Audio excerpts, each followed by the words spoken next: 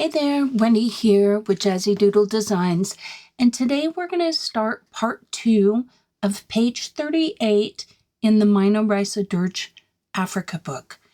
Now, we've colored this sunset, and I will link in the description box below part 1, but we are using Prismacolor colored pencils.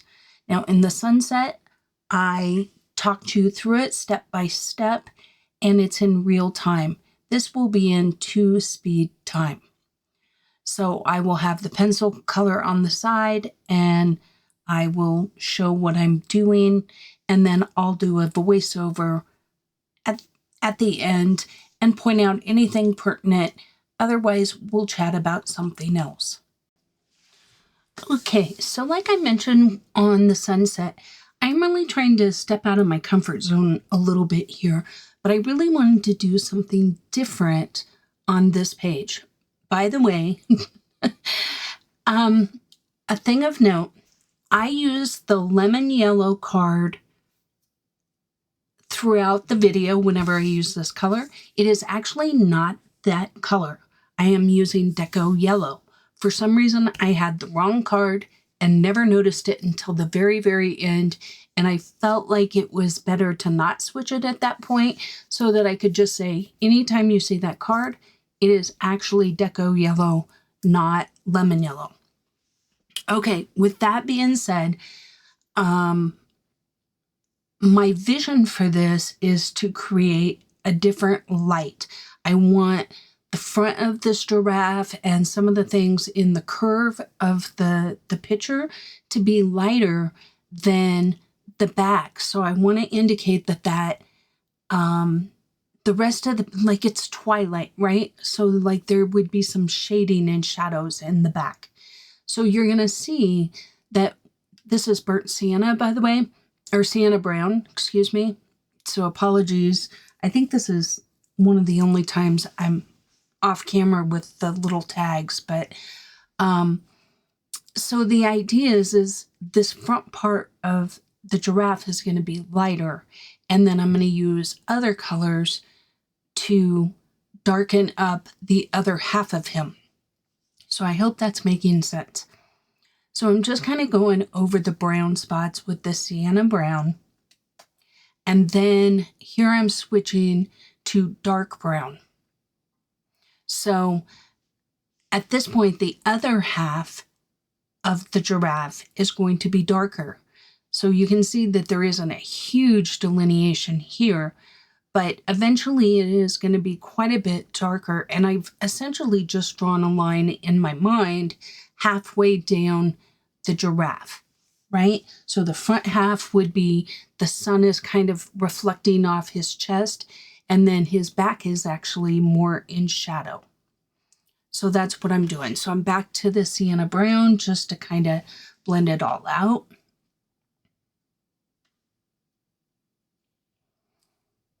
So I'm going to do a little bit of this talking, and then we're going to talk about some giraffe facts, and then we'll move into something else, maybe the birds of Africa or something. So here I'm just deepening that dark brown and just really trying to emphasize that there is a difference in color, because those are very similar colors. But I didn't want it to be like black and white, but I just wanted it to look like the sun was kind of kissing the chest a little bit there. Okay, so this is, one moment. Okay, so this is a little yellowed orange, because I want it to be a warm yellow, right? Because the sunset is all those rich, warm colors. So I want it to just be a little warmer. This is goldenrod here for the back half. Now it's a very warm color, but not as bright, right? And that's kind of what I wanted, because this is all shadowed. Okay, now I finally got it together. And you can actually see the card. So apologies for that.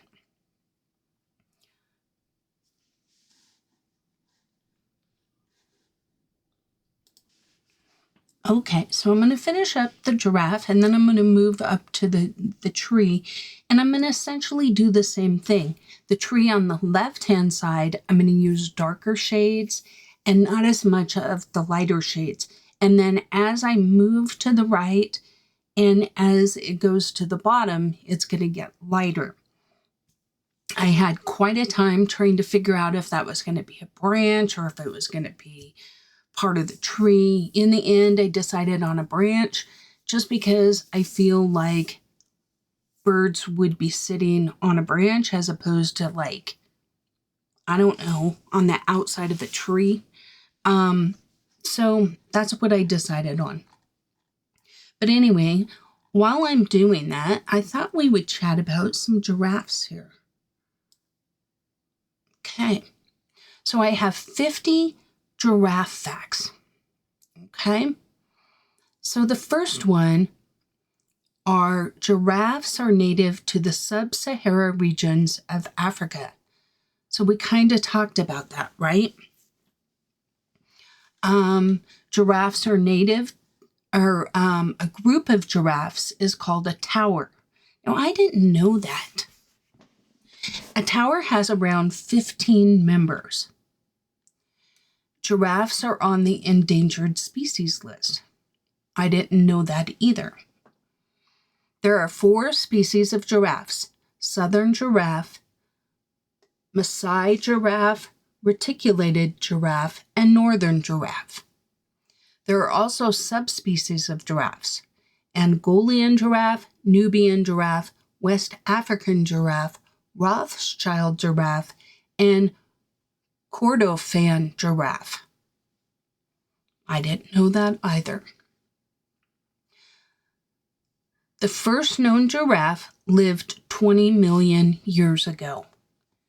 Y'all, do you ever hear stats like this and you can't even fathom how we would even know that and what that might look like? Like 20 million years ago? Like, how do we even know that? You know, I mean, I get the idea that we can date fossils and stuff, but don't you have to have a frame of reference to date them to? I don't know. This is why I'm a colorist and not a scientist or something. The okapi is the only genetic relative of the giraffe. So what's an okapi, you ask? Well, I'm glad you asked because I did too. Okay, so it says an okapi is also known as the forest giraffe, Congolese giraffe, and zebra giraffe. And I encourage you to look this up on Google. It's OKAPI. OKAPI. Okay? And it's mainly found in the Democratic Republic of the Congo in Central Africa. And it's really interesting. So it looks like it has zebra legs, but then its body is still like all one color. It's not spotted like the giraffe. And let's see what it says. It says it stands about 4 feet 11 inches tall at the shoulder and has a typical body length of around 8 feet 2 inches, or 2.5 meters for you Canadians. Well, the rest of the world, I should say. Its weight ranges from 200 to 350 kilograms, which is 440 to 770 pounds. It has a long neck, large flexible ears, and its coat is a chocolate to reddish brown, much in contrast with the white horizontal stripes and rings on the legs and white ankles. Male okapis have short, distinct horn-lined protuberances on their head called ossicones, which are less than 6 inches, and the female has hair whorls. You know, like a baby's head when it, like, their hair kind of curls, like there's like a central point and then the hair kind of grows around it like that. And they don't have any horns. They like altitudes of about 1,600 to 4,900 feet, which is 500 to 1,500 meters. And their major threats include habitat loss due to logging and human settlement. Illegal mining and extensive hunting for bushmeat and skin have led to a decline in populations. But I wanted to look that up because I didn't know what that was. And honestly, they're a very interesting animal. Okay, sorry for the book flip there, but sometimes to get in those little areas, you just got to do the thing. Okay, female giraffes are called cows, males are bulls, and babies are called calves. In order to stay alert to predators, giraffes sleep standing up. On average, a giraffe only needs 2 hours of sleep a day. Wow, wouldn't that be nice? We could get some stuff done. The The neck of an elephant weighs, are you ready for this?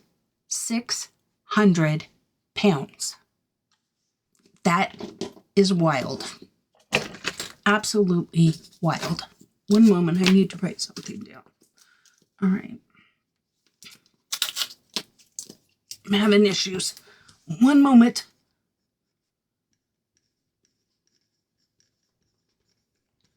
Okay. The average giraffe has a neck length of 6 feet. Okay, so their neck is literally taller than most of us. The neck vertebrae is around 10 inches long, and they have 7 of them. In order to get oxygen up to its head, the giraffe has lungs like hot air balloons. A giraffe's heart weighs, how much do you guys think? Pick a number in your head. Do you think it's 1 to 5 pounds, 5 to 10 pounds, 10 to 15 pounds, 15 to 20 pounds, 20 to 25 pounds, or 25 plus? Okay, it weighs 25 pounds. What? That is wild. It's just crazy. That's like the size of a toddler. At night, giraffes hum to locate other members of their herd. A giraffe's eyes are the size of golf balls. That's some big eyes.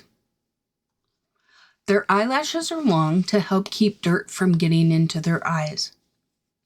The hooves of a giraffe measure 12 inches, which is needed to keep them stable. You know, it's so funny because I have seen giraffes like in zoos and different things like that. And I never really felt like they were tall. And I always considered them like tall animals, but never really thought of them as being quote unquote big animals. But look at your sheet of paper right now. Just an average size sheet of paper, 11.5 inches long. That foot is literally bigger than your piece of paper. That's crazy. But it makes sense because how do you keep an animal that tall from just falling over on itself, right?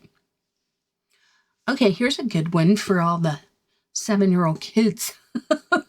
Oh, that's just you, Wendy. Giraffes pick their nose with their tongue. Okay. A mother giraffe carries their baby for 15 months. So we think we got it bad. They have another half a year. A baby giraffe falls 6 feet to the ground when it's born. Talk about a rough birth. Like, geez. Like, a baby giraffe stands 6 feet tall and around 150 pounds. So a baby giraffe is the size of a grown man. A thin grown man.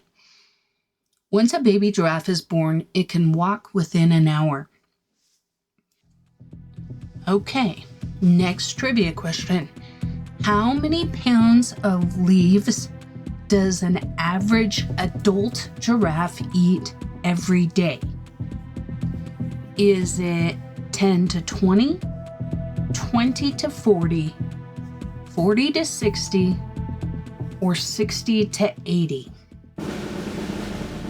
If you guessed 60 to 80, you are correct. They eat 66 pounds of leaves every day. That's a crazy amount. But, I mean, given their size, I guess it's really not. Okay, the tongue of a giraffe is about 18 inches long, and they use it to grab things. They cannot bend their neck to drink water, so they must spread their legs to get low enough. Giraffes only have to drink once every few days. Well, it's a good thing since they live in the Sahara Desert. Okay, next trivia question. Okay, when giraffes are running, they can reach how many miles per hour? Is it 10 to 20 miles an hour? 20 to 40 miles an hour? 40 to 60 miles an hour? Or 60 plus miles an hour? The answer is 35 miles an hour, which is pretty doggone fast. So how are you guys doing? Are you surprised by any of these stats? I gotta say, I kind of am. Some of these are pretty wild, but animals in nature are amazing. So the whole idea behind this branch is that the sun would be hitting the lower part of it. So I'm just going to be shading the upper part. And I'm going to try and use this concept throughout the entire picture. So the shield, the surfboard, the camera, the stereo, the suitcase, all of those different things, even the lower plants. I'm going to try and depict the lower parts more in shade, and then like a sun kiss on everything else. So let me know in the comments if you think I pulled it off or not. I am certainly no professional when it comes to doing this stuff, but I think it's fun to just kind of push yourself, and this is how I learn, because I do this and then I go, what looks off about X, Y, or Z, right? Maybe it's this branch, maybe it's the camera or something. And so you can look on Google and you can, type in things like, stereo in sunlight or whatever. And just train your eye to really see what you're seeing in a picture and just try and replicate it in your work. And it's not always going to work, but, this is about having fun. Okay, female giraffes live longer than males. I hope this isn't a duplicate. I can't remember where I left off.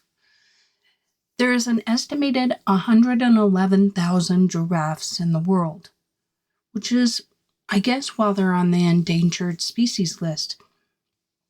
I had no idea that they were endangered. Giraffes were once called camel leopards, which makes sense because they're out in the desert and they have spots, I guess. A giraffe has a blue or purple tongue, and it's believed that the color keeps it from burning in the sun. Now, this is a fact I had no idea. Each giraffe has unique spots, like a human fingerprint. No two spots are the same. So that's pretty amazing. I mean, it makes sense, but sometimes I hear these things and they're just things that I never thought about, right? Have you ever thought about whether or not the spots are the same? Okay, when male giraffes fight for dominance, they use their necks as their weapons. This is called necking. Well, it's a good thing we don't neck like that. That would be painful. A baby giraffe will receive milk from its mother for around 6 months until it is tall enough to reach the leaves of trees. After elephants and rhinos, the giraffe is the third heaviest mammal in the world. You know, once again, it's one of those things I guess I never really thought about, but to me, when I picture a giraffe in my mind, I don't consider them these humongous animals. Yes, they're tall, but don't you kind of think of them as tall and skinny? Is it just me? I mean, but when you hear that fact, you're just like, wow, I would have thought it would have been like a bull moose or a buffalo or something like that, right? Okay, you can die of getting kicked by a giraffe.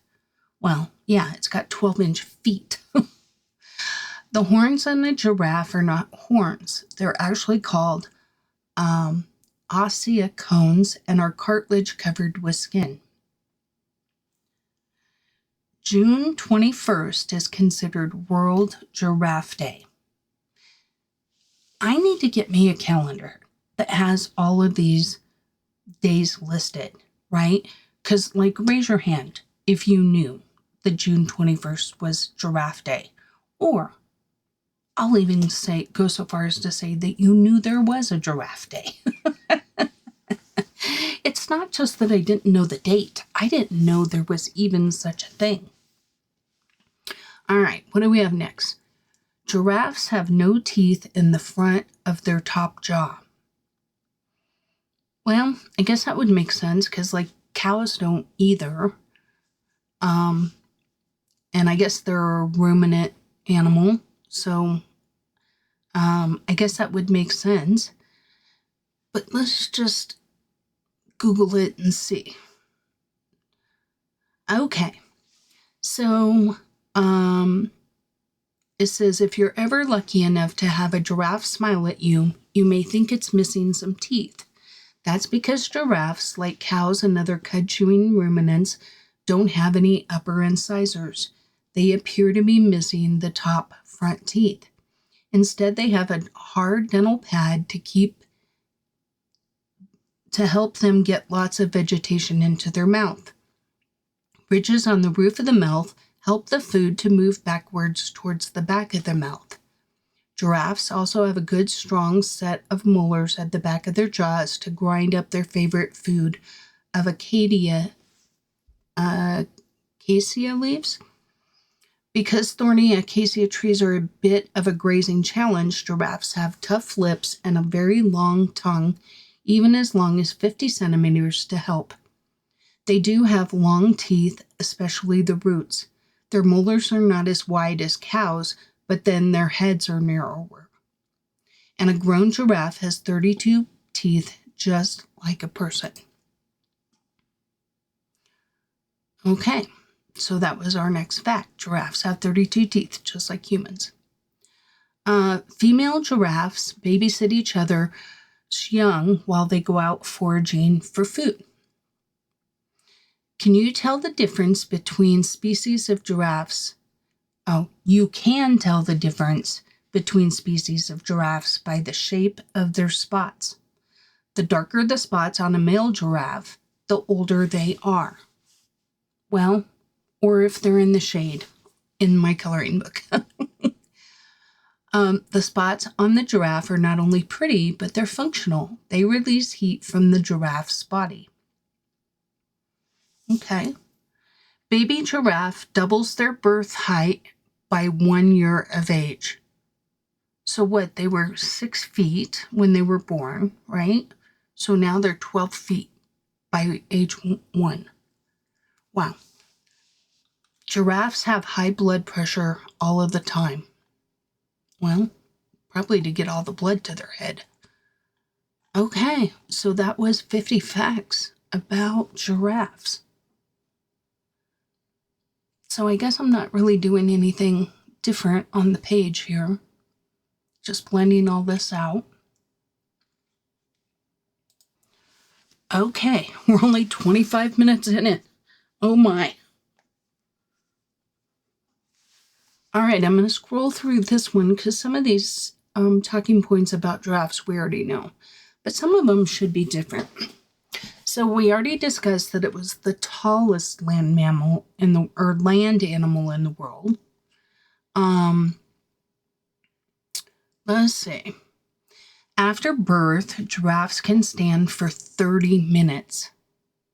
So they're pretty resilient little critters. I mean, they drop 6 feet and then they can stand for 30 minutes, and after an hour, they can walk.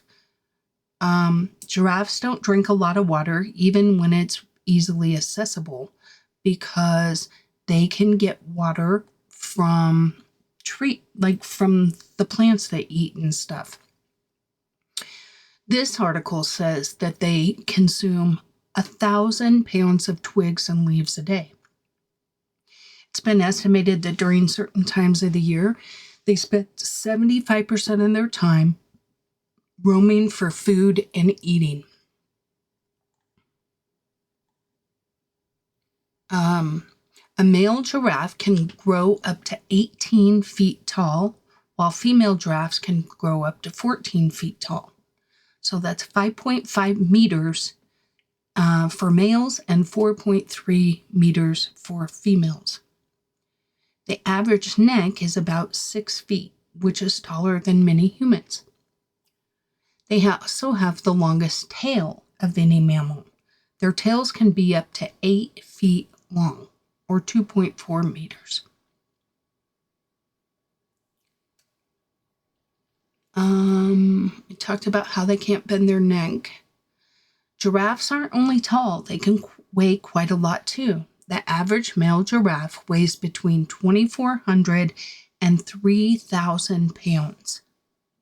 And the average female can weigh anywhere from 1,600 to 2,600 pounds. That is amazing to me. Okay.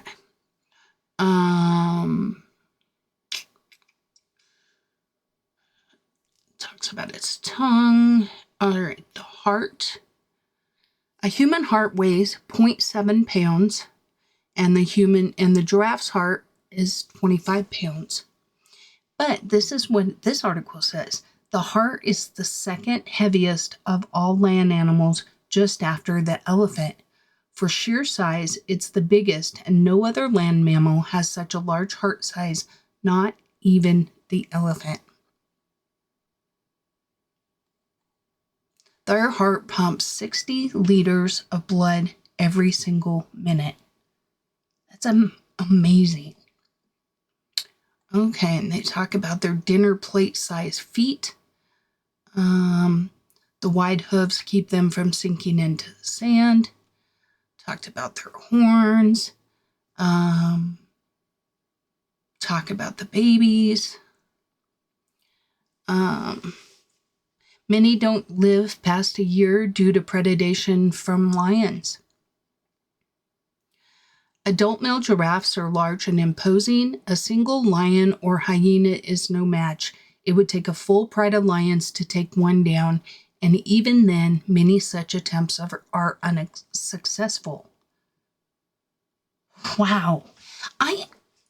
Is anyone else, stunned by this? Seriously. I mean, I feel like an idiot, but I just have never pictured them as being these powerhouse animals. The giraffe uses its height and excellent eyesight to spot predators like lions and hyenas from afar. I'll bet they do. Giraffes' mass and legs also work as defenses. They can stomp and kick predators to death. Adult giraffes are not easy lunch, and most predators don't bother unless there's a giraffe calf with the adult. African animals like antelopes and zebra often graze near giraffes to benefit from the giraffe's ability to spot danger from a distance. In the wild, these gentle giants can live for around 25 years, but in capacity, a few have lived to over 40. In general, giraffes are sensitive, gentle, social, and friendly. They're not aggressive by nature, but they do not like to be touched. There are some zoos that allow people to feed adult giraffes. Okay, it talks about how fast they can go. They sleep standing up. Their sleep, how they don't need any sleep. Lucky little guys. It was initially thought that giraffes don't make sounds, but now it is well accepted that they bellow and make flute-like sounds, and that a lot of their sounds are beyond range of human hearing. The West African giraffe and the Rothschild giraffe are both endangered. As a whole, the population of giraffes has decreased over the years, making some animal conservationists very worried. In 1999, there were estimated greater than 140,000 giraffes in Africa, while today the estimate is less than 80,000. Well, that's sad. Okay, so we're moving on to our plants here. So once again, the idea was to have like light reflecting on these. So I'm really trying to shade the bottom, the deep green, and make it very dark, because these plants would be ultimately in shadow, which is why I use the warm gray there. Because simply putting another darker green, like dark green, it changes the vibrancy and it changes the tone of it. So I really like how the warm gray just did what I wanted it to do, which is make it look like it's in the dark, right? Once again, this is the deco yellow, not the lemon yellow. Always keep that in mind, because Wendy's an idiot, y'all know. But sometimes I gotta prove it to you, because some of you don't believe me. She says as she hits her light. So once again, doing the same thing here, using just a little bit more probably of the warm gray than I did before. But I really like how these turned out. And I do believe I go back and put a little touch of more of an orange, like that yellowed orange, later on maybe. Okay, let's talk about the different, there was 4 species of giraffes, right? So the first one was the Maasai giraffe. It ranges across central and southern Kenya, which is in the, what would that be? The west central part of Africa. And it's northeastern of Zambia, and there's some that they translocated to Rwanda. It used to be the most populous giraffe with an estimated 66,500 individuals 3 decades ago. Less than half of them remain in the wild today. Approximately 600 of the remaining individuals occur in the geographically isolated Zambia population. Ongoing reports of poaching suggest their population continues to decrease. The Maasai giraffe is often noticeably darker than other species. Its patches are large, dark brown, and distinctively vine leaf-shaped with jagged edges. The patches are surrounded by creamy brown color, which continues down their lower leg. Next up is the Kordofan giraffe. Its range includes some of Africa's more hostile areas, such as southern Chad, Central African Republic, northern Cameroon, northern Democratic Republic of Congo, and western South Sudan. It is estimated that fewer than 2,000 individuals survive in these war-ravaged countries. Some of these populations were previously assumed to be other giraffe subspecies, but our recent research has shown that they're a distinct subspecies. Their patches are pale and irregular, similar to other northern giraffe subspecies. They have no markings on their lower legs.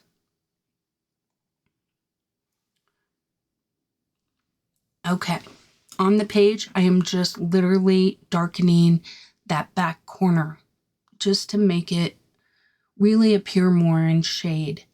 And then leaving the lower third of these leaves, to have some lighter color. And then as I progress lower into the tree, the tips will be lighter and lighter. Okay, the Nubian giraffe is the nominate subspecies, which means that its Latin sub-specific name is the same as the original species described because it was the first one recorded. There are 2,645 individuals, which includes the genetically identical, formerly recognized Rothschild giraffe. At present, fewer than 200 occur in western Ethiopia, 450 in eastern South Sudan, and 450 in Kenya, and more than 1,545 in Uganda. Interestingly, the majority of Nubian giraffes in Kenya live outside of their natural range, which is a result of their effort to establish a viable populations. The Nubian giraffe's patches are large, rectangular, and chestnut brown. The patches are surrounded by an off-white creamy color. There are no markings on the lower legs. I apologize, y'all, for the yawn. At the beginning of the 20th century, the West African giraffe was widely distributed from Nigeria to Senegal, but by the mid-1990s, only 49 individuals remained in the whole of West Africa. These few survivors are now formally protected by the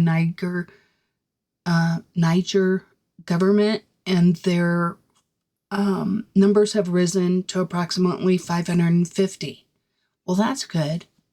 The future is still of great concern as they live in an isolated pocket east of the capital and share their living space with local villagers. No other wild mammals occur in this area, and habitat loss and destruction is increasing. In 2008, the West African giraffe was classified endangered and of high conservation importance on the IUCN Red List. The West African giraffe is noticeably light in appearance. Their patches are rectangular and are colored tan and are broadly surrounded by a creamy color. There are no markings on the lower legs. Okay, the reticulated giraffe has a relatively limited distribution across northern and northeastern Kenya, and small populations likely persist in South Somalia and southern Ethiopia. It's estimated that about 8,700 individuals remain in the wild, a significant decrease from the 37,000 3 decades ago. It's easy to see why this species is called reticulated giraffe, as its rich orange-brown patches are clearly defined by a network of striking white lines which continue the entire length of their legs. Two subspecies of the southern giraffe occur across southern Africa, and together they make up more than 50% of the continent's total giraffe numbers. The Angolan giraffe's range includes central Botswana and most parts of Namibia. Extraliminal populations, those outside of their natural range, have been translocated to South Africa, to private land in Botswana and Zimbabwe. The estimated 5,000 individuals 3 decades ago almost tripled to an estimated 13,050 in the wild. Now for these leaves, I want it to look like maybe the sunlight's even coming through them, and so I want them to be significantly brighter. Hence starting with the light chartreuse and working my way to the apple green so I won't have any of the darker green colors in there. Okay, the Angolan giraffe is relatively light in color, where it's completely, where it is particularly arid, they can be almost colorless. They have large, uneven, and irregularly notched light brown patches. Their patches are surrounded by a pale cream color, and their lower legs are randomly speckled with uneven spots. All right, our last subspecies is the South African giraffe, and it is found from west to east across southern eastern Angola, northern Botswana, southern Mozambique, and northern South Africa. Let's see. At present, the South African giraffe population is estimated at 39,000 individuals and showing a marked increase over the past 3 decades. It has star-shaped patches and various shades of brown surrounded by a light tan color. Their lower legs are randomly speckled with uneven spots.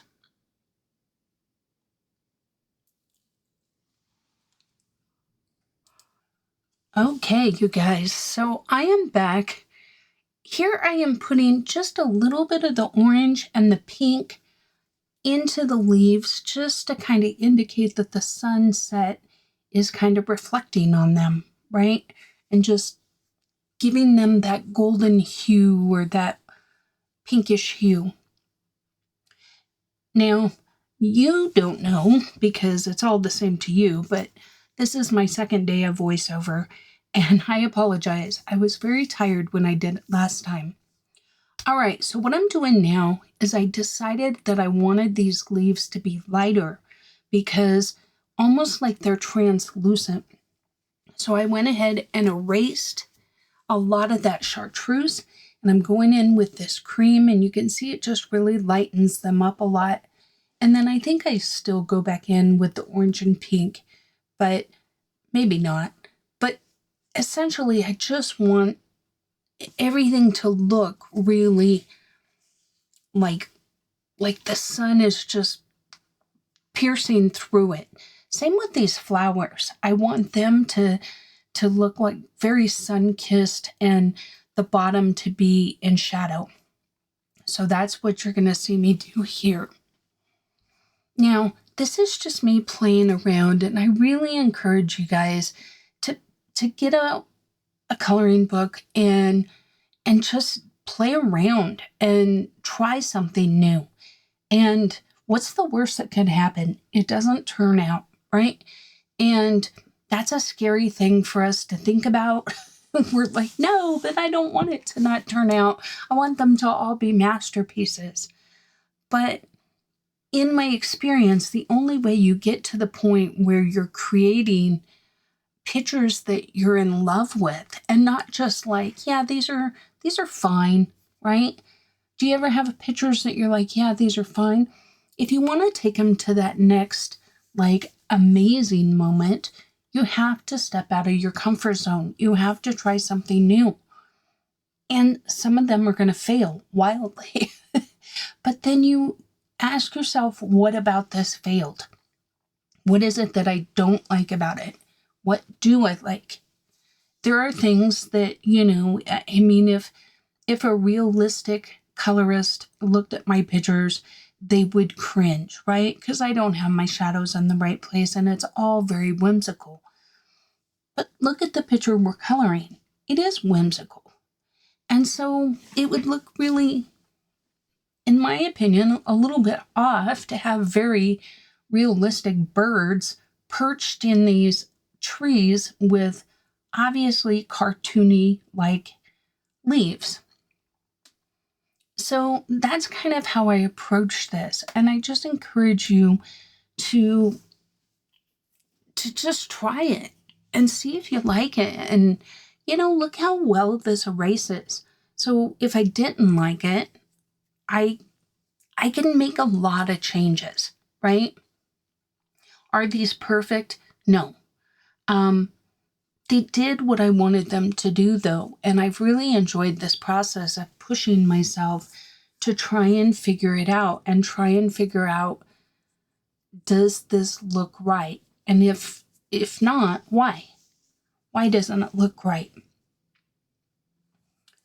So anyway, I thought maybe since I ran out of things with the giraffes that we would take a peek at sunsets and sunrises, since that's a big part of our picture here. So these are some fun facts, right? Now look at this. I keep interrupting myself, but this flower, before I put that purple, right, I feel like it looks like a pretty flower. But look what happens when I put that dark. Does it not look like it's now more in the shade? I don't know. I personally feel like it looks more in shadow. With the power of AI, without ever selling Now here I'm adding my yellow highlights just to kind of like guide myself to where I'm thinking the sun would hit. Now I will say, my initial attempts at this suitcase, for a long while, once I color it, I touch it up at the end, but initially it kind of looks like I dipped the suitcase in bleach. Because one side is very washed out and the other side is not. And I do kind of balance it out towards the end, but I just wanted to mention that in case I'm talking about something else when we get there. Okay, so I'm going to go ahead and talk about sunsets while I just kind of color our radio there. So number one, sunrises occur even before the sun makes it to the horizon. That means that you can see the sun before it actually peaks up over the horizon, because the Earth's atmosphere reflects the rays. And you can spot the sunrise when the sun's upper limb, instead of its center, crosses the horizon. Some of the pictures on this page are beautiful. Sunlight is white in color. If you've ever seen pictures taken by the astronauts, you will see that the sun is always white. So why does it look yellow to us? As sunlight reaches the Earth's atmosphere, it mixes with gas molecules and travels through water droplets and helps change its color. The sunlight scatters and breaks down into a wide range of colors like orange, red, and yellow. Oh, I am so sorry. I don't know what it is about voicing over, but it makes me sleepy no matter what time of day. Do you guys ever have something like that where you do something and that particular thing always makes you yawn? Is it just me? It might just be me. Okay, number 3, the timing of the sunrise and the sunset varies throughout the year. The instant the sun rises and sets varies with the seasons. And it takes different paths across the sky at different speeds every day, which is why we get a different sunrise and sunset every single day. The East Cape in New Zealand gets to witness the first sunrise every day. This is the part of the world where, let me see, I'm not even going to say that. There's a really tall volcano. It's the tallest non-volcanic mountain on the North Island where you can see the morning sunrise. And I apologize, but I'm not going to embarrass myself with trying to pronounce it. The sun loses its color as it begins to disappear. As the sun sets, it starts to lose its blue hues. The wavelengths begin to change into green and yellow shades and eventually orange and red. That's why by the time at the end of the sunset, the sun looks like a blazing ball of fire. Number 6, before we witness a sunset, it's actually gone. So what we see in the sky is just a refraction of the sun. The sun is actually always set, which makes sense because at sunrise, it hasn't popped up and we see it, right? Number 7, pollution enhances the color of sunrise and sunsets. The smoke particles in the air help scatter the beautiful colors of sunsets and sunrises. This results in splashes of pinks, purples, reds, and oranges all over the sky. However, if the pollution level's too high, the sky looks hazy and the sunsets look murky. This usually happens in cities and countries that have extreme cases of air pollution. I will say I went to basic training at Fort Dix, New Jersey. And every night when we would go to bed, there would be the most beautiful sunsets. And looking back, I've often wondered, is it because, I live in the West where there's a lot less people per square mile than there are on the East Coast. That's just a fact. And so I don't know if pollution was what made those so beautiful, or if it was simply how miserable I was. And I was taking pleasure in that sunset. I'm not really sure. But I will say some of the most beautiful sunsets I've ever seen. Okay, red sky in morning is a real warning. So it's red sky in morning is a sailor's warning. It's believed that a red sunset indicates that the air is clear and the weather in the west will bring a pleasant morning. Red sky at night, a fiery sunrise is a bad omen, meaning good weather conditions have already gone and a storm may be coming on the east. I think it's red sky in morning, sailors take warning. Red sky at night, sailors delight. I've always heard that, and that makes sense. Number 9, the golden hour is more vibrant in deserts and islands. This is because air pollution is low in these areas and the sunlight doesn't scatter much and it appears more vivid and clear. And number 10, sunsets and I think it's supposed to say sunrises and sunsets are brighter after a rainstorm. Rainstorms clear up the sky and take away a lot of air pollution, and the golden hour after a rainstorm is super dramatic. So those are just some fun facts that I found. So here what I'm doing is just basically coloring this map like I would if it was a picture, right? Using those same kind of colors, but with keeping in mind what colors I'm using on the page. And in my mind, I thought I was going to use some blue for those birds. So I wanted to use the blue somewhere else in this page. So I'm going to use it in the sky on this map, and I'm going to use it in the bottom right-hand corner for those little flowers. Sorry for the spoiler. But, I just want to give you an idea of my process there. So, the AI overview for sunsets says, sunsets are caused by the atmosphere. They are more vibrant in fall and winter because there are more particles in the sky. Clouds reflect the sun's light. Clouds reflect the sun's light back to the ground, making sunsets more vivid. Pollution can make sunsets more vibrant. Volcanic eruptions can affect sunsets. The sun loses its color as it sets. Watching a sunset can help you slow down, relax, and enjoy the beauty of nature. The sun is already set when you see the sunset. The sunset can show air quality. And the last one, sunsets can be more vivid in the eastern sky. Well, isn't that interesting? Because I was talking about how they were so much more beautiful in New Jersey than, not to say I haven't seen some beautiful sunsets in Colorado. Like I said, I think state of mind makes a big difference.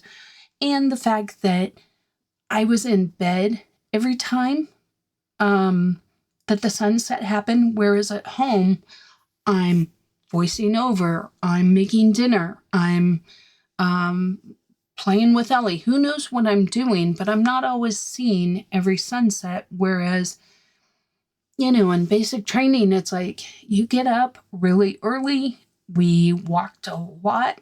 And so, when you go to bed, there isn't a whole lot to do other than look out the window and go to sleep. Okay, for you, nothing's changed, but for me, I am on day 3 of this voiceover. This video is taking me forever, and I apologize because, I'm running out of things to say, and I thought the giraffe thing would last longer and the sunset thing, but we're only halfway through. So I'm going to read a couple of folk tales, and then I'll probably put a lot of this to music because I really want to get this video out there for you guys. And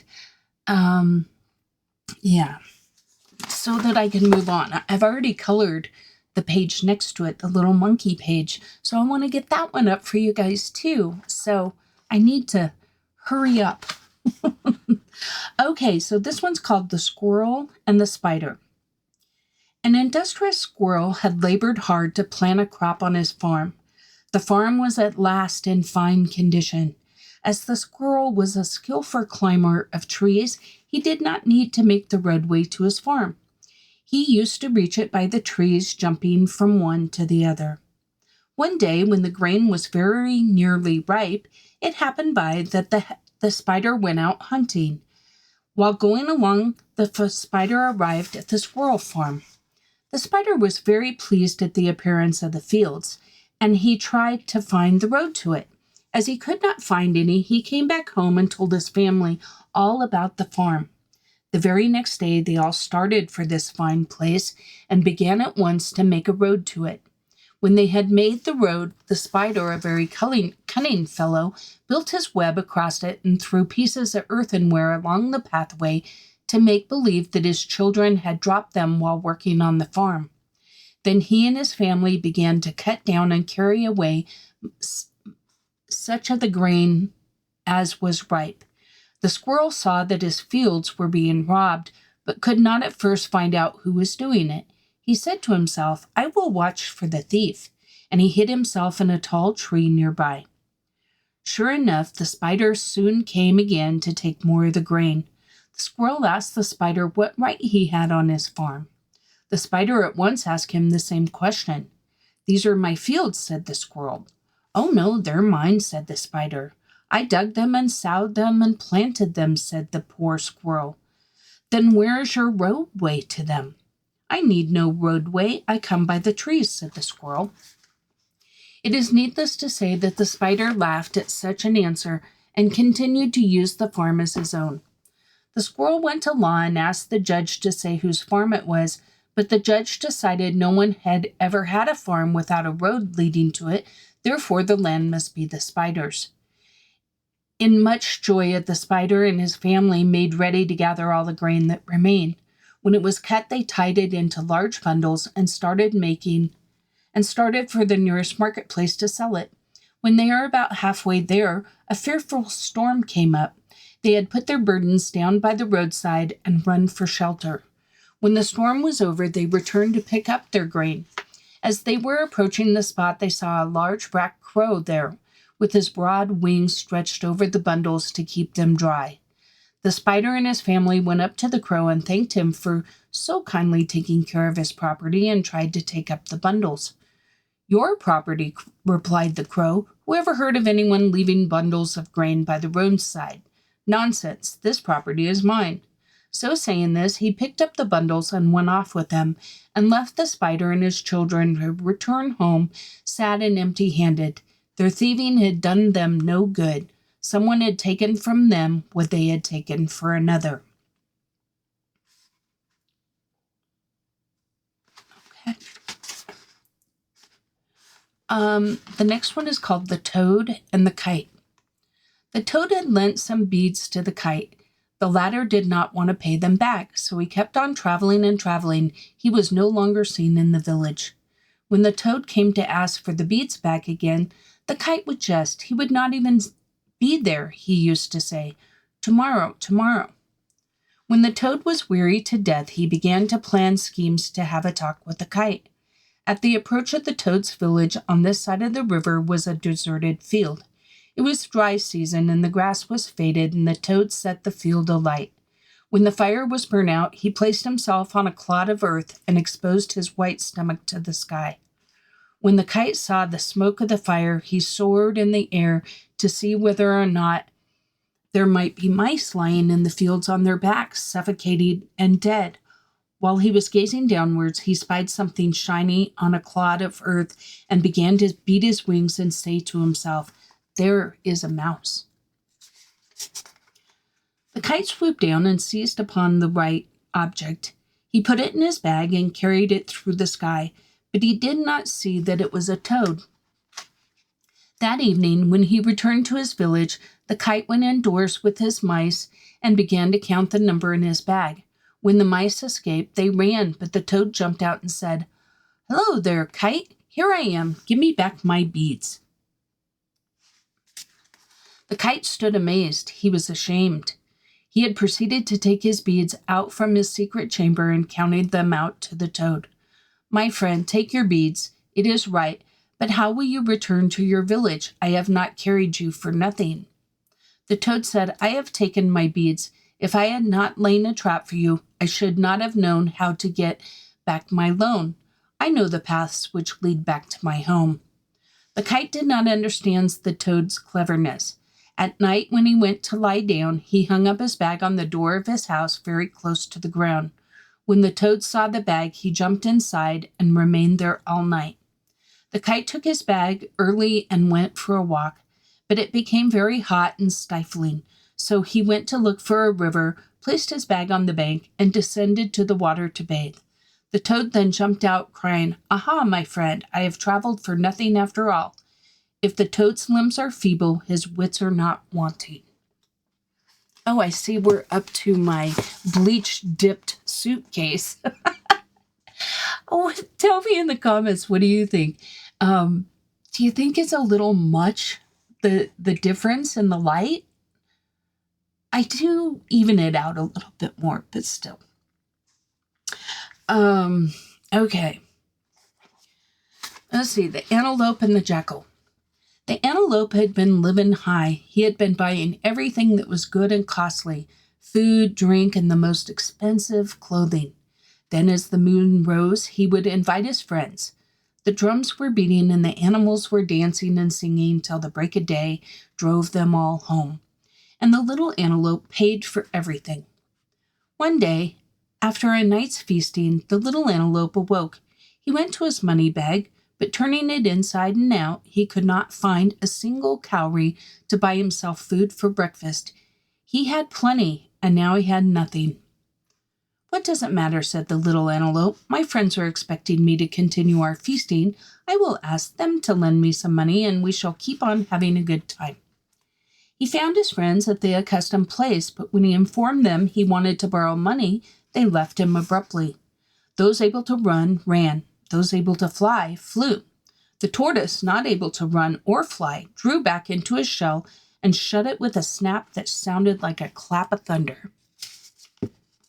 "Dear, dear," said the little antelope, "what am I to do now?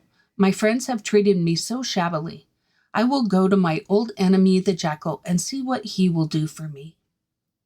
Off the little antelope went and found the jackal in front of his house, counting a large bag of cowries.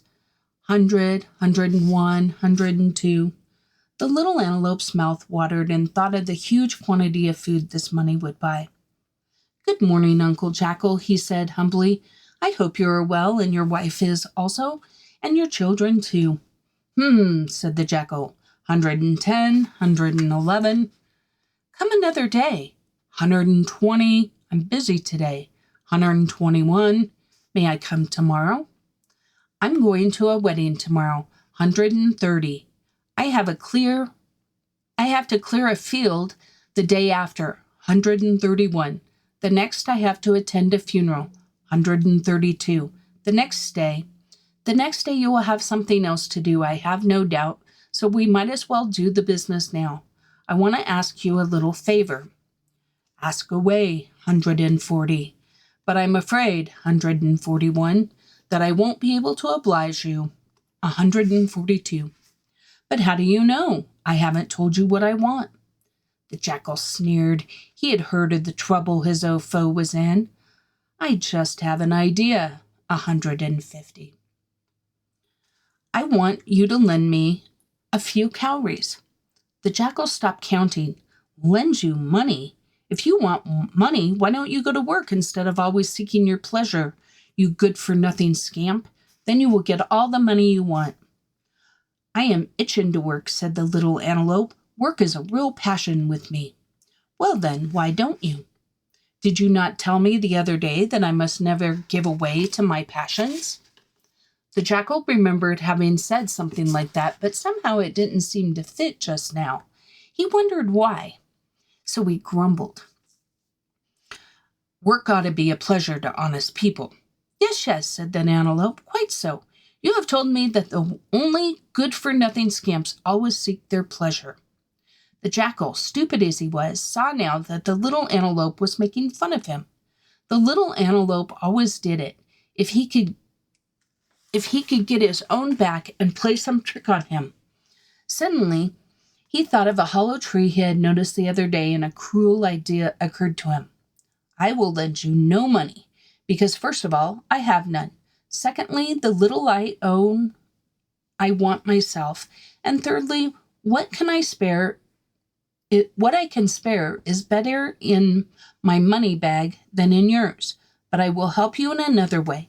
I know of a treasure. If you know of treasure, why don't you get it yourself, said the little antelope, who was on his guard. Because it is in the hollow tree, and hard as I tried, I could not squeeze through the opening. You are small and slender, and I will push you. You might get in. This gave the little antelope confidence, but still he was afraid that if he did succeed in getting the treasure, the jackal would take it from him as soon as he brought it out. So he thought it might be wise to offer him beforehand a big share of that. He might be honest about the rest. I am willing, he said, but it is you who found the treasure. You must take 9/10 of it for your share. No, keep it all, said the jackal, who could be generous when there was nothing to lose. He well knew there was no treasure in the hollow tree. Then there began the strangest haggling the world has ever seen. Each one wanted to give more and to take less money, as if they were in combat. At last the little antelope, who was burning with the desire to handle the treasure, said, Let us agree to this. Each will have an equal share, and then we shall add a little to it, so that I shall have more than you, and you will have more than I. This seemed to be a fair bargain to the jackal, and he suggested that they start at once to find the treasure. Soon they came to the hollow tree. The hole was small, but the little antelope, having an empty stomach, and the jackal pushing with all of his might from behind, at last got in. The antelope's tail had not quite disappeared when the jackal gave a shout of joy and rolled a huge stone in front of the opening. Have you found anything, Antelope? The jackal cackled maliciously. Not yet. I have. I found a good dinner. Now I'm going to make a big roaring fire around this tree, and when you're roasted nice and brown, you must come and have dinner with me. Oh, do let me out, dear jackal. Do let me out, shouted the little antelope in anguish, having found out too late he had allowed himself to be trapped by the stupid jackal. Not yet, my friend. I am too busy. Look at all the wood I have to pile up to roast you. And he went on piling up the wood while the little antelope retired to the deepest recess of the hollow, trying to think of a way to escape. When the jackal had all the wood he wanted, he went to the tree and shouted, "Hello, Antelope. Are you there?" "No," answered the little antelope. "What?" exclaimed the jackal furiously. "How can you say that? I'm not telling a falsehood. I am not here." "But are you sure of that?" asked the jackal anxiously. "Well," giggled the little antelope, "who should know better than I? But if you doubt, take a look." In all haste, the jackal removed the twigs and then the stone, and soon he had done so, the little antelope threw some dirt into his eyes, and while the jackal was trying to remove, the little antelope slipped out of the tree.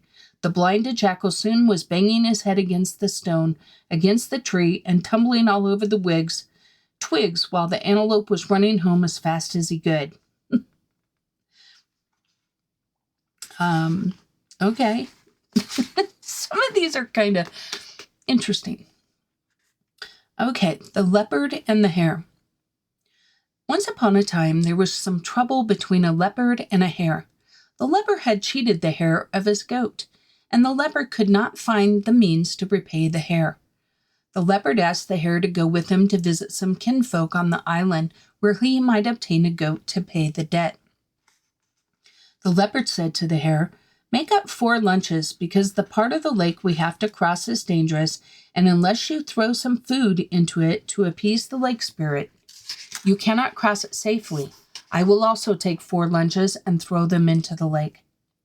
The leopard, however, instead of tying up food, tied up 4 stones as packages and took his food in a bag.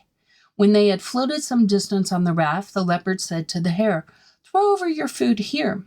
So the hare threw his lunches into the lake. When they reached the island and were walking up from the shore, the leopard said, "In the bag of a great person there is always something to eat." And he took out some food and began to eat it, but he did not give any to the hare. The hare understood then that the leopard meant to starve him to death to escape paying his debt. When they had gone a little further, the leopard said, "When the host brings us beer to drink in the place in which we're going, you go and bring a beer tube in which to drink it." The hare promised to do so. When they arrived at the garden, they were given some beer, and the hare went to bring a beer tube. But when he came back, he found the leopard had drunk all the beer. In a like manner, when they were about to have a meal, the leopard said to the hare, "Go and bring a plantain stem with which we may wash our hands." The hare went, but before he could return with it, the leopard had eaten all the food without washing his hands. The hare was very hungry, but said nothing. In the evening after dark, the leopard, unobserved, slipped quietly out, stole a little goat from the neighbors, and killed and ate it. He took some of the blood and smeared it over the head and eyebrows of the hare while he was asleep. Early the next morning, the people missed their little goat and accused the visitors of stealing it because they traced the footprints to the house. The leopard came out saying, "I know nothing about it. Perhaps my companion does." When the hare came out, the blood was on his head and he was accused, tried, and condemned. The leopard pretended before the people that he was very angry, saying, "I will not go about with a thief. Take him and kill him." The hare was then killed. When the leopard returned home, he told a long story and pretended to be sorry for his companion who had thus been caught and killed. The brother of the hare did not believe the story. He therefore went to one of the spirits and asked his advice. The brother was told the leopard had caused the death of the hare. The brother therefore went to the leopard and said, "You must pay me the debt now that my brother is dead." The leopard agreed to do so and also expressed his sorrow for the death of the hare. The leopard said, "Let us go to the island where my people live, and they may help me pay the debt." The brother of the hare agreed, and the leopard told him he must take 4 lunches to appease the lake spirit. The brother of the hare had been warned of the trick and therefore put stones into the packages as the leopard had done. He also put 2 very big white cowrie shells and some food into his bag and went off to meet the leopard at the lake. When they reached the place where the leopard said the lake spirit had to be appeased, they dropped their packages into the lake and then proceeded on the raft to the island. When they arrived and were walking up from the lake, the leopard said, "In the bag of a great person there is always food." The brother of the hare said no, and put his hand into his bag and brought out some food. When the leopard saw this, he was very angry and said, "Eat mine also. I don't like impertinent people." When they reached the border of the garden, the leopard said, "When we come to these people and they offer us beer, you must run and bring a beer tube." The brother of the hare thought for a moment what he could do to be even with the leopard, so he said, "I feel sick. Wait while I turn into the grass." Wait while I turn aside into the grass." He had, however, gone to cut a beer tube, which he hid away in his clothing to be a match for the leopard in the next trick he would play. When they reached the garden, the leopard said, "When we are given food, you bring a plantain stem to wash our hands." The brother of the hare said he would, but made an excuse to turn aside again, and while he was away, he got the plantain stem and hid that also in his clothing. When they were given beer, the leopard said, "Bring a tube for us to drink the beer." The brother of the hare ran away to get it and came back at once with it, saying, "Do you see how quickly I run? Here is the tube." When they were given food, the leopard said, "Bring a plantain stem for us to wash our hands." The brother of the hare ran off and came back almost at once, saying, "See how fast I run? Here it is." After sunset, when they went to rest, the brother of the hare took his 2 cowrie shells and fixed them on his eyes and went to bed. Presently, the leopard slipped out quietly, stole a goat from their neighbors, which he killed and ate. Then he brought some of the blood to put on the brother of the hare, but seeing the white shells shining, he thought they were his open eyes and said, "Are you not asleep?" This waked the brother of the hare, and he replied, "No, I am sick." And the leopard went away for a time and then tried again, but again he found the brother of the hare apparently awake and stole back to his bed. By the time it was daylight and the people had missed their goat and followed the footprints to the house where the guests were, they were calling out, saying, "The visitors have stolen our goat." The brother of the hare ran out and said, "I am no thief. Examine me and see." When the leopard came out, they saw the blood on his mouth and fingers, so he was tried and condemned to death. The brother of the hare said, "I will not go with the thief. Let him be killed." The leopard was taken and killed. The brother of the hare was thus avenged of the hare's death.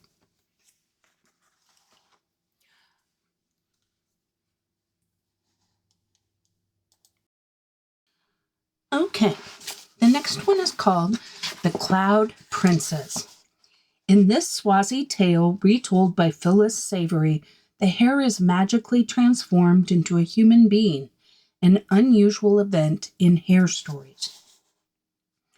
On 2 occasions, the hare had narrowly escaped being killed by the dogs belonging to the chief, who owned the lands he so regularly robbed, and he was afraid that one day they would catch him. "I must grow my own crops," he panted to himself as he lay exhausted under a bush, recovering from the latest desperate chase.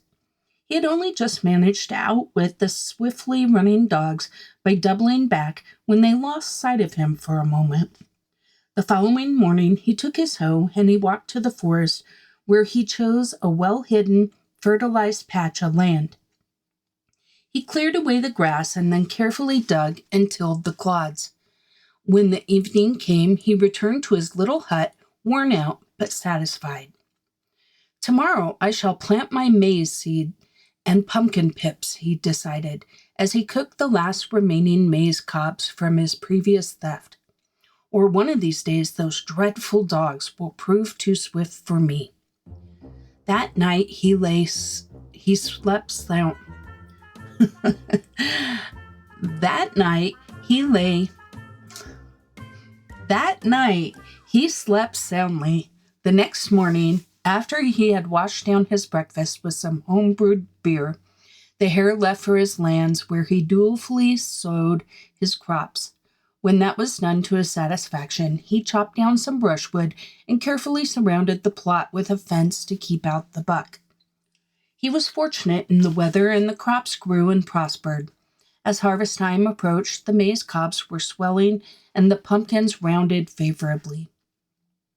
Eventually, he picked the first fruits of his labor. As he sat by the fire roasting the juicy cobs, he thought how foolish he had been to risk his life so often in the chief's maize patch. But one morning he found to his annoyance that the maize kernels had been pecked from some of his cobs during the night. Strange bird-like footprints, such as he had never seen before, gave evidence of the theft.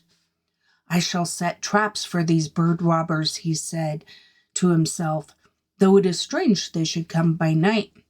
He went to the pastures where the chief's cattle grazed and waited until herd boys were asleep before pulling some long black hairs from the tail of one of the cows.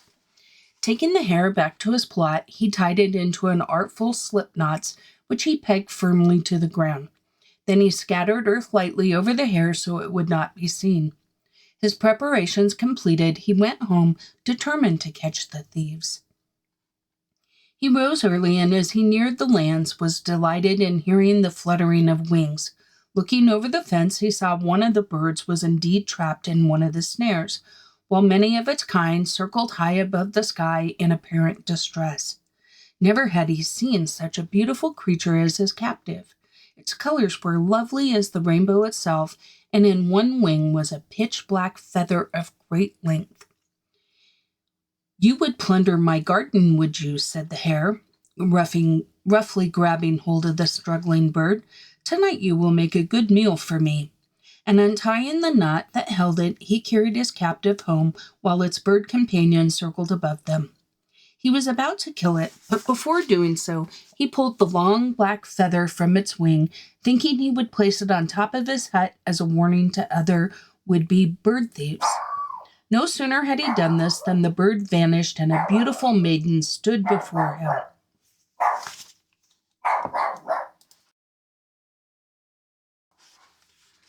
My apologies. If you're a regular on the channel, you know it's time for the poodle walk. "Please give me back my magic feather," she cried tearfully. "Oh no," replied the hare, "you are too beautiful to escape me. If I give you back your feather, you will become a bird once more and fly back to your companions. Where is your home?" "My home is beyond the clouds," replied the lovely maiden, "where my father rules as king. I am his only child, and those are my bird maidens circling around your hut. They are afraid to return to my parents without me. Please let me go." The hare had no intention of listening to her pleas, and hid the magic feather in a thatch of his hut. So the Cloud Princess was obliged to stay with him. He was kind to his beautiful prisoner. In return, she swept his hut and did all the household chores. Eventually, life settled into a happy routine for them both, and as the weeks went by, the Cloud Princess came to love her captor. One day she told the hare that if he would give her back her magic feather, she would change him into a human being like herself. At first he mistrusted her, thinking she wished to play a trick on him and would fly away forever. She assured him, however, that she loved him too dearly to wish to return to her home in the clouds without him. At last he returned the feather to her. No sooner did she hold the feather in her hands than she touched him with it, and he turned into a handsome prince, who at once asked her to marry him. The princess readily consented on the condition that he keep their marriage secret, for should her bird maidens, who often came to circle around the hut, tell her father that she had married an earthman, he would banish her from her home in the clouds forever. Thus it was that they became man and wife, living happily together in their little hut. The Cloud King sent many messages with her bird maidens, begging his daughter to return to her home. But as she continually refused to do so, he decided to kill the man who had won her heart. To this end, he told her maidens to make friends with a woodpecker and a mouse on earth. When they had done so, they were to tell the woodpecker to gather poison from the forest, and the mouse, with its ability to enter the hut unseen, to put it in her lover's food. The two little creatures agreed to the plan and loitered near the hut to gain confidence of the prince and his lovely wife. Soon, however, they became so fond of the prince and princess that when the time came, they refused to carry out the Cloud King's bidding.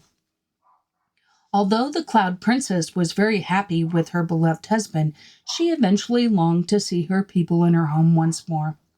"Please give me my magic feather," she begged her husband one day, "that we both may visit my people above the skies. On seeing you, it may be that they will agree to our marriage and my father may accept you as his son." This request her husband could not refuse, for she had been a good wife and he had grown to trust her. So he took the feather from its hiding place and planted it in the ground, where it immediately grew upward until it pierced the clouds above. Calling to their friends, the woodpecker and the mouse, to accompany them, they began their long climb up into the heavens. First went the prince, followed by his princess, then the woodpecker, and last in line was the mouse. Once they had passed through the clouds, they came to a vast wall. Where the tip of the feather rested was the mouth of a tunnel, but their way was barred by great rocks that fitted together seamlessly. Now, said the princess, our difficulties begin, for only my most trusted maiden knows the secret catch that moves the rock that hides the opening to my father's kingdom. No crevice is too small for me to find, said the mouse. I shall feel my way around the rock until I find it. Round and round the end of the tunnel he went, trying to find the niche that would reveal the secret. But try as he would, it was such a perfect fit that he could find no place that offered a hold for his sharp little teeth. Let me try, said the woodpecker, for my life has depended upon tapping tree trunks with my beak, and my ears will detect the hollow where the secret lies. Tap, tap, tap went the strong little beak as the woodpecker drilled at the rock, leaving not one part of the surface untapped. Ah, she said at last, surely it is here, for a hollow echo sounds behind the spot. Carefully she scraped and probed with her sharp beak, eventually finding a tiny catch that was of the same gray stone as the wall and invisible to the eye. Carefully she levered and pulled until she loosened the catch, and when she drew it out, the rock door swung aside, and they looked into a beautiful land. The next morning the prince left on his journey, but when he was halfway across the plain... Did I miss a page? Oh, I missed a page. They looked upon the beautiful land where green trees grew and rivers sparkled and contented cattle grazed. Welcome to my father's kingdom, said the princess, turning to her prince. Then she led the way into a lovely land where they soon reached a large village with well-built huts and cattle pens. There was much excitement among the cloud people at the unexpected return of their princess. But who is this man that she brought with her? Asked her father when the greetings were over. He is my earth friend, whom I have learned to love and wish him to become my husband. What nonsense is this? The Cloud King angrily said. Cloud people have never married those who live on earth. He must return to his home at once. The princess, however, refused to listen to her father's words, telling him that if he sent her lover away, she too would leave home forever. His wisdom is above that of all other men, and you should welcome him as your son. Well, said the king, seeing his daughter's determination, we shall let him stay for a while. But he thought he would hatch a plan to kill the Earthman in such a way that it would appear to be an accident. He then gave orders for a welcoming feast to be prepared. The mouse was fond of good food and was attracted to the kitchen by the smell of cooking. He crept in unobserved to pick up the dainties that fell to the floor. But his eyes and ears were sharp, and he heard the chief cook discussing the king's orders to poison the Earthman. He watched carefully, and after all the platters of choice food had been prepared, he saw one being set aside. Then the king's head magician came to sprinkle a white powder over it. The mouse lost no time in running to the prince. Climbing onto his shoulder, he whispered, Your life is in danger. Eat no food today. He then told him all that he had seen and heard in the royal kitchen. Thus the prince was saved. The king was angry that his plan had failed, so he summoned his head magician to ensure that no one would overhear the wicked plan. The two discussed it under the big council tree. This time, you must conjure up a mighty hailstorm on the big plain that stretches to the horizon between my kingdom and the neighboring territory. I shall send the princess's lover on an errand across the plain where the hail will kill him. Unbeknownst to the king, the woodpecker was sunning herself in the branches of the tree, and her sharp ears overheard the conversation, so she made some plans of her own. The following morning, the king sent for the prince. I want you to take a message to my neighbor far across the big plain that separates our kingdoms. If you are to live with us, it is wise for you to know the people around us. On the page, I'm using black just to darken and further make that side appear like it's in darkness. So that's what I've been doing. The next morning, the prince left on the journey, but when he was halfway across the plain, far from the shelter of any kind, black clouds began to gather in the sky. Fierce lightning flashed and thunder rolled. I might be killed, he thought, and soon the hail fell in huge chunks of jagged ice. Before it could reach his head, the woodpecker, who had followed him unseen, covered her with her magic wings, telling him to lie down. She would protect him from the danger from above. When the storm had passed, he stood up in a daze. There was nothing but desolation as far as the eye could see. But although the hail lay deep upon the ground, no harm had come to the prince. The king's anger when the prince returned unscathed can only be imagined. He called in all of his magicians. We must arrange a hunt in the prince's honor, he finally declared. There will be many hunters with their bows and arrows, and who knows whose arrow killed him. Again the woodpecker was sitting on the treetop and heard the wicked plan. She flew swiftly to the head magician's hut, where she prepared a magic charm. She told the prince to wear it concealed around his neck. This, she assured him, would turn the arrows away from his body. On the day of the hunt, many of the hunters tried to gain the king's reward by killing the prince. Yet, although hunters tried again and again, and although their aim was true, their arrows repeatedly fell harmlessly to the ground without having met their mark. Again the prince returned unharmed. My sweet one, he said to the cloud princess that night, your father will not rest until he has killed me. It is time for me to return to my home on earth. Life without you, my husband, would be nothing to me. I shall return with you. So in the dead of night, when all were fast asleep, the prince, his princess, the woodpecker, and the mouse stole quietly to the door that led from the clouds. As the princess threw the magic feather down to the earth far below, it landed at the door of the prince's little hut. And then they all climbed down to leave the land of the cloud people forever. Wish what you will, said the woodpecker to the prince, and your magic charm will provide it. My greatest wish of all is for a home befitting my wife.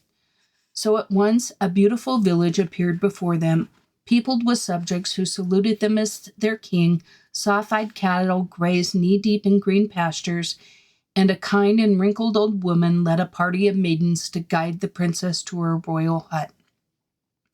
The prince's next visit was for the mouse and the woodpecker to become human beings, which took place in a twinkling.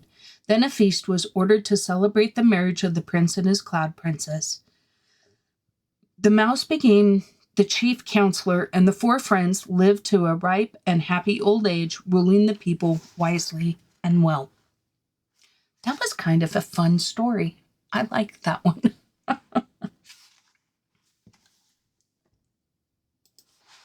Okay, I think we have time for one more. This is a story from Central Africa in which the healing abilities of the snake are portrayed, another familiar theme in the folklore of Africa. The story is retold here by Diana Pritchard, who has given it a Zululand setting. It's called The Guardian of the Pool. In a land far away is a great lake. At one end of the lake, the water finds a small opening and slithers through it to gurgle its way toward the plains. Through the narrow, rock-strewn ravines, over cliffs, through the brown earth and green grasses it flows, until it is hemmed in by 3 large rocks. The river whirls round and round, trying to find a way out. Round and round, faster and faster, until it makes a great whirlpool that sucks in the red and gold leaves that fall from the umsasa trees, the gnats that dart across the water, and the butterflies that flutter over the sweet-scented white flowers of the pondweed growing at the water's edge. At the bottom of the whirlpool lies a great silver water python. Coil upon glittering coil of him, his snake eyes blinking at the shafts of sunlight striking the water, his tongue flickering, a beautiful, terrible, silver water python, who is the guardian of the pool. But this is no ordinary python. For the touch of his cold, wet skin lies healing for all the illnesses and pains of men and women, healing for all who are brave enough to visit him in his home at the bottom of the pool. Nagosa sat beside the pool and watched the angry water swirl about. The sun shone on her smooth brown skin and warmed her trembling body. Her mother was ill, very, very ill. Nagosa knew her mother would die unless she brought help, but to step down into those angry waters, to touch the silver python, to look into his black snake eyes and draw near to that flickering tongue, in spite of the heat, Nagosa shivered. She was afraid. From beneath the water, Python gazed up at Nagosa and saw that she was beautiful, knew that she feared him, and longed to comfort her. Nagosa heard a cry from behind her and turned to see her younger sister hurrying across the fields. Nagosa, Nagosa, make haste, for our mother is surely dying.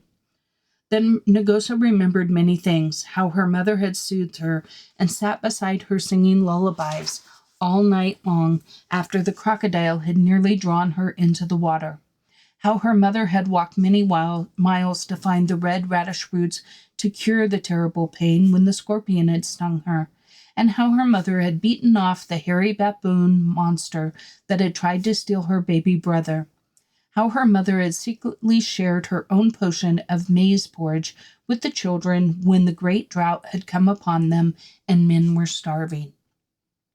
Nagosa stepped into the raging whirlpool. Python's tongue flickered once before her and was still. The black snake eyes closed. She stretched out her hand and stroked its cool, wet skin. Then flailing the water with her arms and legs, she rose to the surface of the pond and raced across the fields to touch her mother with the python's healing touch. That night, as the full moon rose blood red above the mountains, Python uncoiled his silver body and slowly rose to the top of the pool. Out of the water stepped a young man. His handsome head, held high, was covered in tight black curls. His brown eyes were fearless.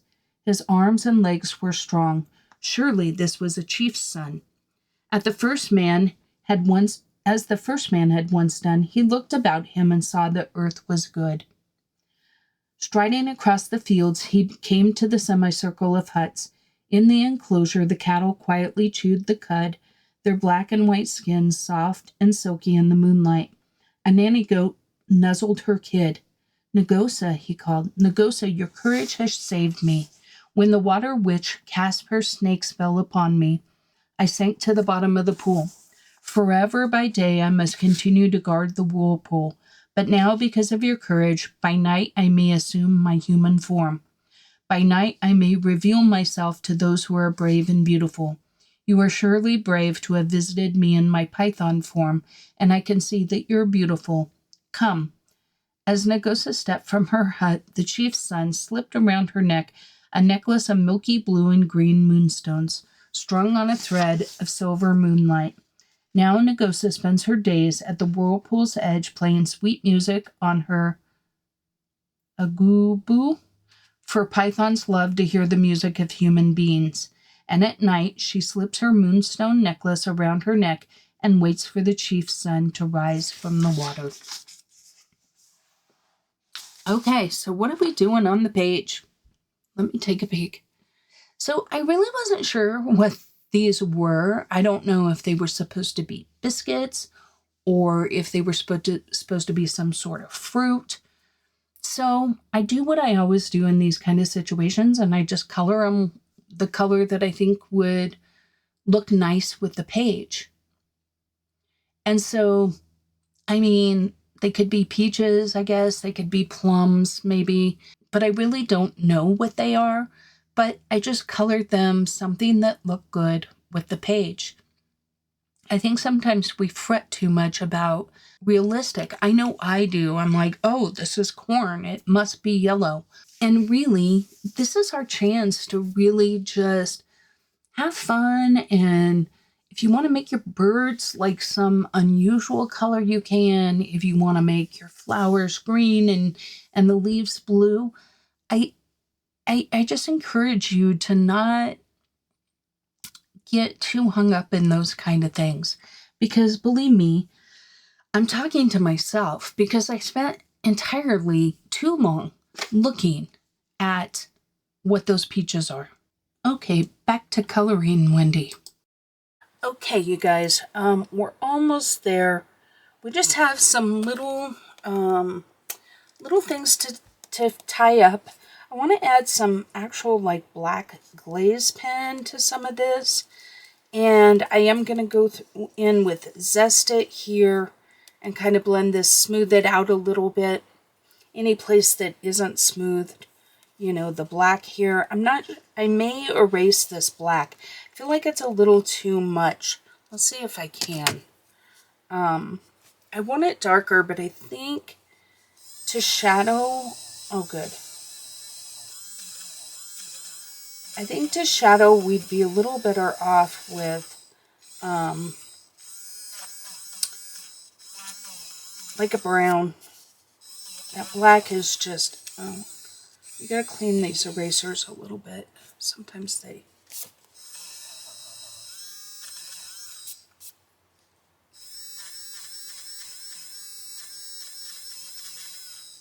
Okay. Sorry I led you astray there. Oh.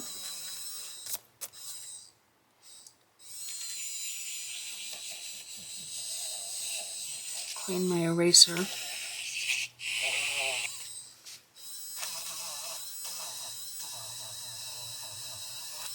Okay. So I'll tidy that up too. And then I gotta figure out what I'm doing with this piece down here. And then I might add a little bit of color in the bird's wings. So I might, while I got my eraser out, I'm just going to erase a little bit off these wings. Just lighten them to where some color will go down.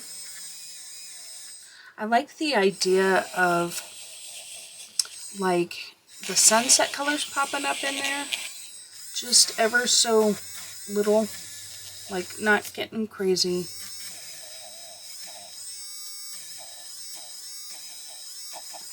Okay.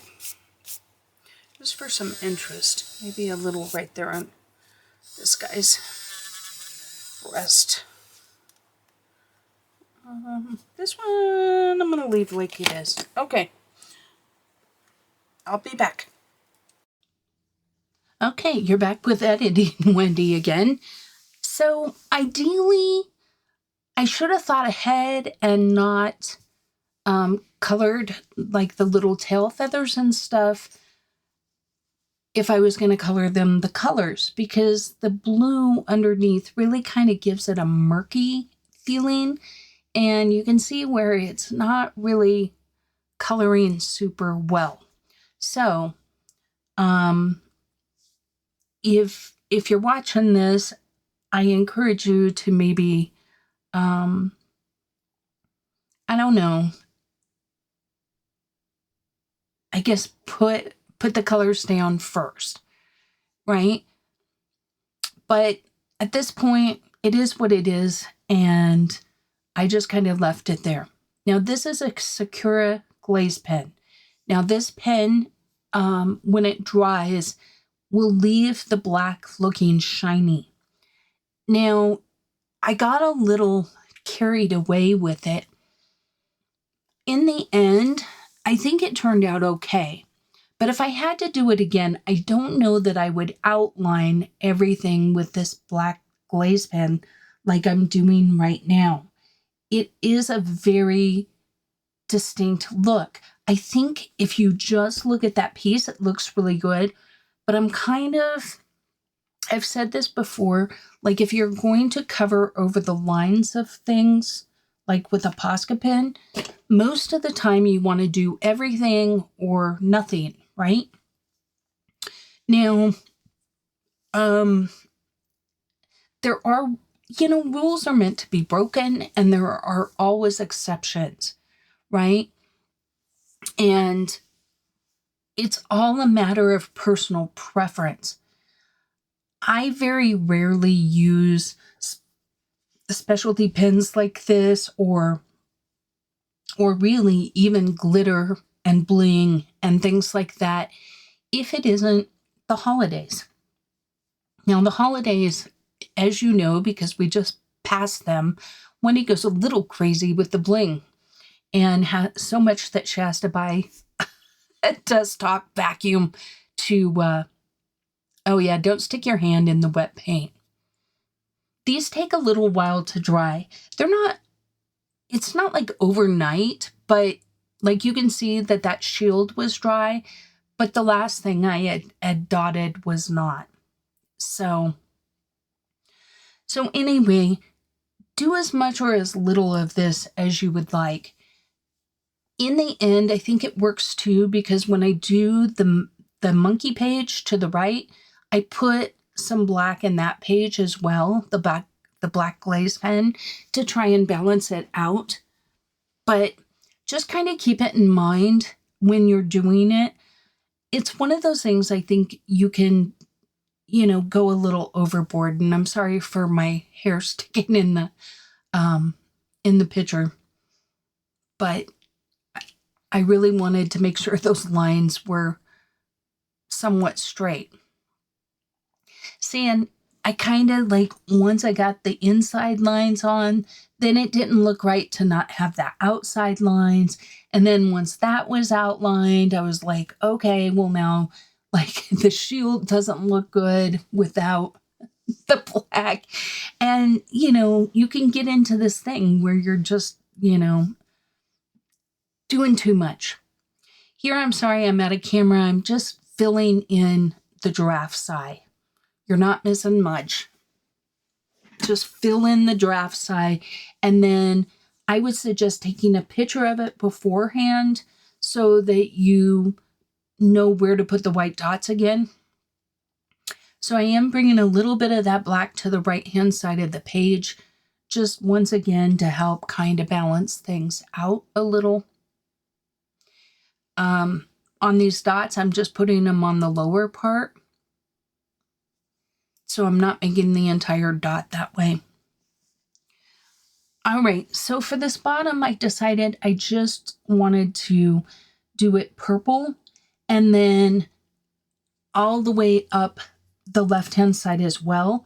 And the main reason is because the page on the right, the monkey page, I colored the entire background page. And so then it looked weird that the page on the left had a border and the page on the right did not. So I color it to this far at this point. And then once I color the monkey page, I look at it and realize I want the rest of the page covered. And so I use that same violet and I do the bottom and the side. Now here I'm just putting in little pops of white, and I have no idea why I'm not paying attention to the fact that I'm not 100% in camera. So apologies for those top little things that you missed. But if you look at the finished picture, you'll be able to tell where I put it. I didn't do anything fancy. I'm just adding little dots, I really feel like the page, especially in whimsical books like Rita Berman's, the white pops of color and the white and the black pops of color really add a lot to the page to bring it to life. Now, I color many pages where I don't use any sort of like Posca pen or anything like that. It just really depends on the page. But I will say I do feel like whimsical books like this are where I really like them. Now here I'm just putting a tiny bit of white in a little, almost like a slashing motion, just barely bigger than a dot, just to make it look a little more like the sun is really shining on them or through them. And I felt like it was a little too much on these flowers down here, so I did kind of smudge it with my finger, which is a nice little technique. If you just pat it, it kind of tamps it down just a little. Now you can always go back, let it completely 100% dry. That's the key.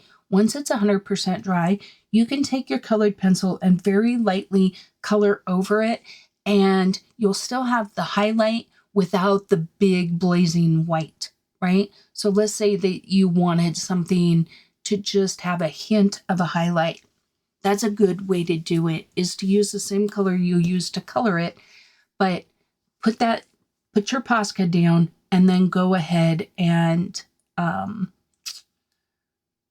add in that colored pencil.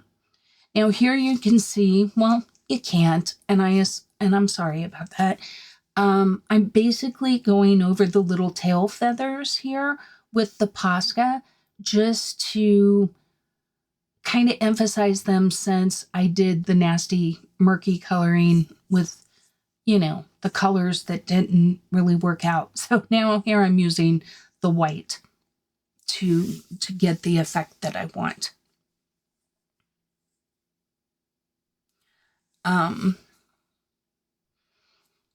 These are fireworks. You could do these with a different color of pen if you wanted. You could have used like a yellow or something like that. And I did put in some stars and just some dots. And then I'm going over the clouds, and I am kind of covering like the lines here. And this is what I was talking about with the exception, right? These clouds are a part of the map, which is separate in and of itself. So the fact that the clouds have no lines is different than if I do some of the flowers with no lines and some of the flowers with lines. I hope that makes sense.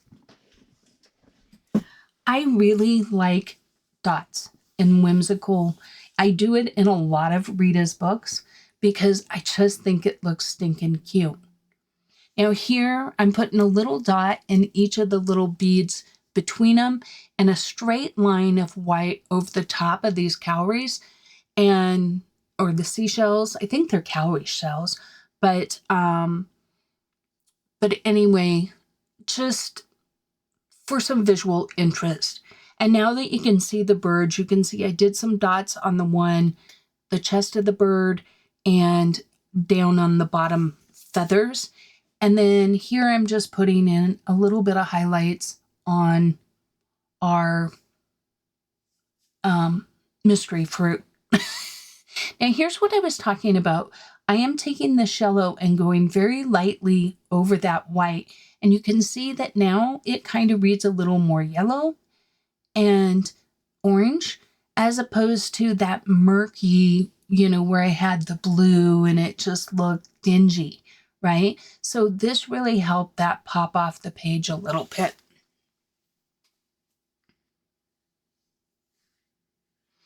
Okay, so now here I have black, and I'm just filling in a few minor details, like with the dots on this this plant, little bit on the dots on the giraffe, especially on the darker like spots.